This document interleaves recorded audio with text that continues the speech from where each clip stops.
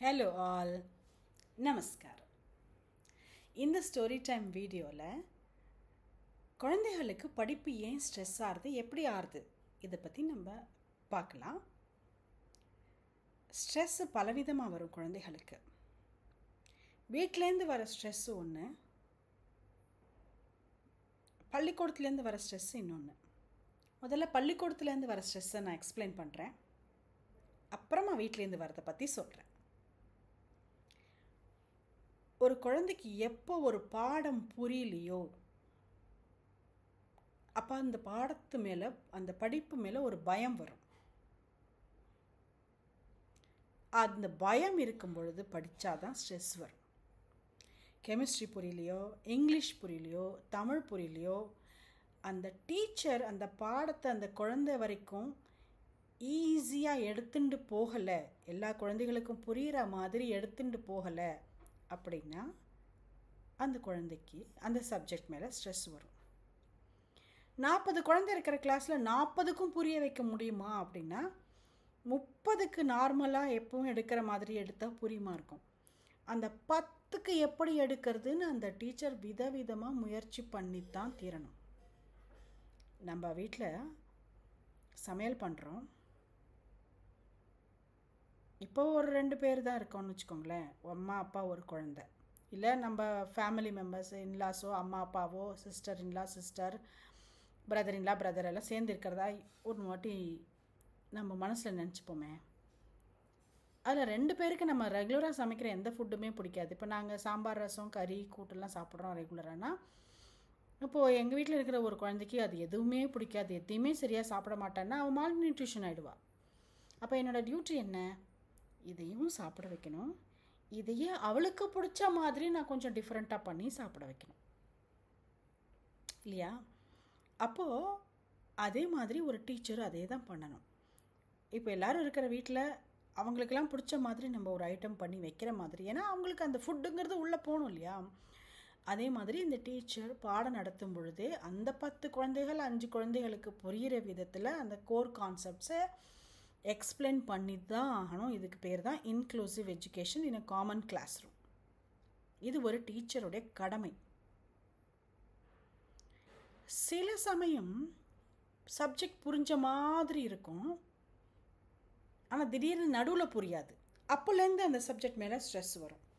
இது எப்போ வரும் அப்படின்னா, எந்த பாடத்தையுமே டீச்சர் கிளாஸில் நடத்தும் பொழுது எல்லா குழந்தைகளுக்குமே புரியணும். 90% ஆஃப் த குழந்தைகளுக்கு புரியும். புரிகிற அந்த 90% என்ன பண்ணணும் அப்படின்னா, அன்னன்னி பாடத்தை அன்னன்னிக்கே படிச்சிடணும். ஈவினிங் விளையாடிட்டு வந்து படிக்கிற குழந்தைகள் ஈவினிங் விளையாடிட்டு வந்து படிக்கணும். இல்லை காலம்பரை எழுந்துட்டு கொஞ்ச நேரம் எக்ஸசைஸ் யோகா பண்ணிவிட்டு படிக்கிற குழந்தைகள் காலம்பரை எழுந்துட்டு விடிகார்த்தால் எழுந்துட்டு எக்ஸசைஸ் யோகா பண்ணிவிட்டு படிக்கணும். இது 2ம் கம்பல்சரி. நம்மளுக்கு எந்த சப்ஜெக்ட் ரொம்ப ஹார்டாக இருக்கோ அந்த சப்ஜெக்டை படிச்சுட்டு ஏதாவது ஒரு ஃபிசிக்கலாக மசில்ஸ்க்கு ஒரு வேலை கொடுக்கலாம். விளையாடுறது, ஓடுறது, ஸ்கிப்பிங் பண்ணுறது, அந்த மாதிரி ஏதாவது பேட்மிண்டன் ஆடுறது, அந்த மாதிரி ஏதாவது கொடுக்கலாம் குழந்தைகளுக்கு. அப்போது அது மசில் ரிலாக்ஸ் ஆகும், அந்த ஸ்ட்ரெஸ் ரிலீவ் ஆகும்.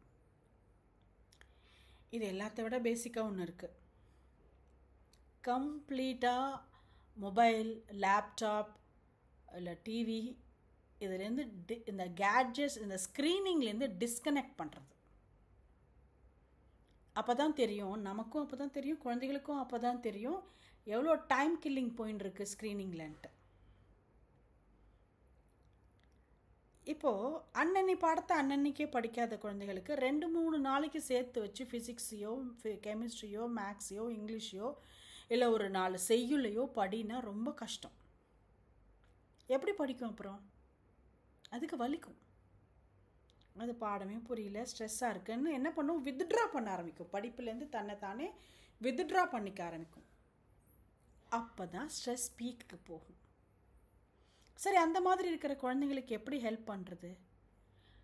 அந்த மாதிரி இருக்கிற குழந்தைகளுக்கு எக்ஸ்ட்ரா சப்போர்ட் கொடுத்து பேசிக்லேருந்து ஆரம்பிக்கணும். அப்போ தான் அங்கே கேப் எங்கே விழுந்திருக்குன்னு எப்போ தெரியும்? அந்த பேசிக்லேருந்து ஆரம்பிக்கும் போது தான் ஃப்ளோ நல்லா போகும்.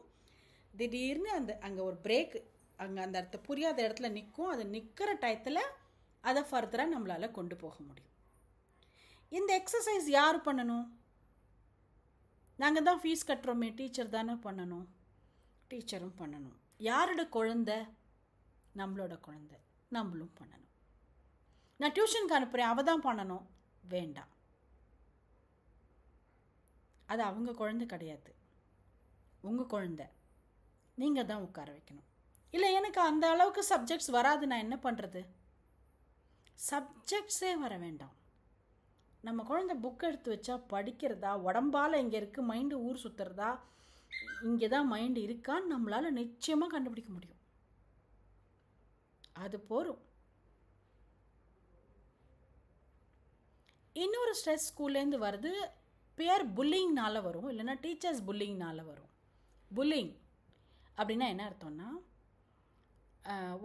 ஒருத்தர் இன்னொருத்தரை மட்டம் தட்டி பேசுறது, அவங்களோட உருவத்தையோ உடம்பையோ இல்லை அவங்களுடைய கையெழுத்தையோ இல்லை அவங்க குடும்பத்தையோ இல்லை அவங்க கம்யூனிட்டியோ எதையோ பற்றி மட்டம் தட்டி பேசுறது, இல்லை தாழ்வு மனப்பான்மை வர மாதிரி சொல்கிறது. உனக்கெலாம் இவ்வளோ தான் வரும்போ, உனக்கு இதுக்கு மேலே வந்துட்டாலும். இப்படிலாம் நம்மளாம் ஸ்கூல் படிக்கும்போது டீச்சர்ஸ்லாம் திட்டிருக்கேன். நீ மாடு மேய்க்கு போ, நீ மாடு மேய்க்க தான் லாய்க்குலாம் நிறைய டீச்சர்ஸ் சொல்லி நானே நிறைய வாங்கியிருக்கேன். நீ மாடு கூட மேய்க்க முடியாது அப்படின்னு எல்லாம். அந்த மாதிரி. ஸோ அந்த மாதிரி பண்ணுறதெல்லாம் இப்போ ப்ரொஹிபிட்டட், லீகலி ராங். டீச்சரும் பண்ணக்கூடாது, அதர் சில்ட்ரனும் பண்ணக்கூடாது ஸ்கூலில். சரி, அப்போ அந்த மாதிரி பண்ணும்போது அந்த குழந்தை மனசு கேட்காம அதுக்கு அந்த ஸ்ட்ரெஸ்ஸில் அந்த வலியில் அது கிளாஸ் கவனிக்க முடியாமல் போகிறது. நல்லா பேசின்னு இருக்கிற ஒரு ஃப்ரெண்டு திடீர்னு உன் கூட நான் இனிமேல் பேச மாட்டேன்டி, எங்கள் அம்மா பேச வேணான்னு சொல்லிட்டாங்க அப்படின்னு சொல்லி பேசாமல் இருக்கும். அடுத்த நாள்லேருந்து அது படிக்காது. Peer pressure. இதெல்லாம் எப்படி டேக்கிள் பண்ணுறது? இதெல்லாம் டேக்கிள் பண்ணணும்னா நம்ம குழந்தைகளோட அனுதினமும் பேசணும், கான்வர்சேஷன் வச்சுக்கணும். அது உலகத்தில் என்ன நடக்குதுன்னே தெரியாமல் நம்ம ஒரு உலகத்தில் இருக்கவே கூடாது.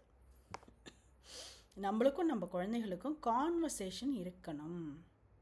அப்போ நம்ம அப்பா அம்மாக்கெல்லாம் நம்மள்ட்ட இல்லையேன்னா, நமக்கெல்லாம் பெரிய அண்ணா பெரிய அக்கா, கசின் பிரதர், அக்கா, அண்ணா நிறைய பேர் இருந்தாங்க. அவங்கள்ட்ட நமக்கு இருந்தது. யாரோ ஒருத்தர் இருந்ததா? இப்போ இருக்கிற குழந்தைங்கள்லாம் சிங்கிள் சில்ட்ரனாக போயாச்சா? யார்கிட்ட கான்வர்சேஷன் வச்சுக்கும்? உங்கள்கிட்ட தான் வச்சுக்கணும், உங்ககிட்ட தான் வச்சுக்கும். Have a conversation.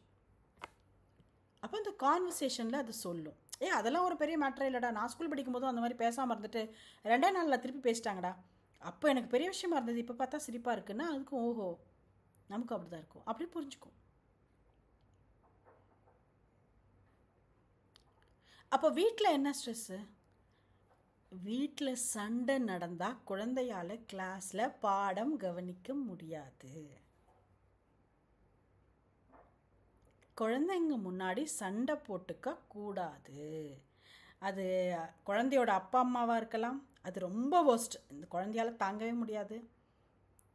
குழந்தையோட அப்பா அம்மா வித் தேர் இன்லாஸாக இருக்கலாம், குழந்தையோட அப்பா அம்மா வித் தேர் குழந்தையோட அண்ணன் அக்கா அந்த மாதிரி யாராவது இருக்கலாம், யார் சொந்தக்காரங்களாக இருக்கலாம். Children are embodiment of love. Okay, அது பெரியவங்க சண்டை போட்டுக்கிறது, அந்த ஹேட்ரட்னஸ்ஸை அந்த குழந்தைகளால் தாங்கிக்க முடியாது. That's the biggest stress from the home front. இதை தவிர அதர் இஷ்யூஸ் ரொம்ப ரேரான நிறைய ஃபேமிலிகளில் இருக்கிறது, குழந்தைகளை அடல்ட் அப்யூஸ் பண்ணுறது, அதெல்லாம் சில ரேர் கேசஸில் இருக்கும். நான் சொல்கிறது ரொம்ப நார்மலான குடும்பங்களில் நான் சொல்கிறேன். அப்படி இருக்கிற நார்மலான குடும்பங்கள்லையே நம்ம ஒன்ஸ் அப்பா அம்மா ஆயிட்டோம்னா குழந்தைங்க முன்னாடி தலையே போனாலும் சண்டை போடக்கூடாது. Because children are mentally not ready to accept the fight. They cannot tolerate. அவங்களால ஏற்றுக்கவே முடியாத விஷயம் பெரியவங்க சண்டை போட்டுக்கிறது தான்.